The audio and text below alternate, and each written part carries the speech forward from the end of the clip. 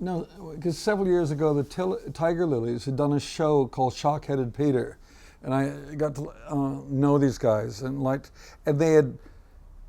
There's a group called Art Angel in London, and they got the rights to a lot of Gorey writing that had never been published, and Edward agreed to let this stuff be used, and there was a variety of stories about there was a splodge on a windscreen that looked like Jesus, and all sorts of wonderful things, strange stories about rooms and wallpapers, and we were talking about doing it as a musical, they'd written these songs, which actually are available because they, with the Kronos Quartet, recorded these songs, all Edward Gorey songs based on his writings, his words and everything.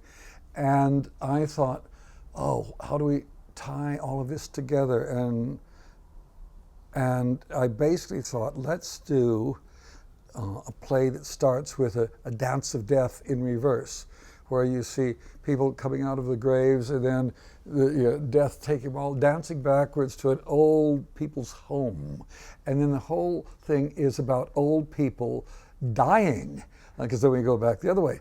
But they would do these songs before they died, and they would die happily. There's one about a girl, a ballerina, the girls that didn't like her put glass in her slippers. There's another one about a chandelier where somebody hangs themselves. So it was going to be, and I was going to get these old actors, 80-year-old people to sing and dance, and they would be in the home, and then this story would be told, and they'd sit down, and as they were telling it, they would kind of revive and become young and beautiful, ballet dancing and all this, and then die. Each one was going to be like this.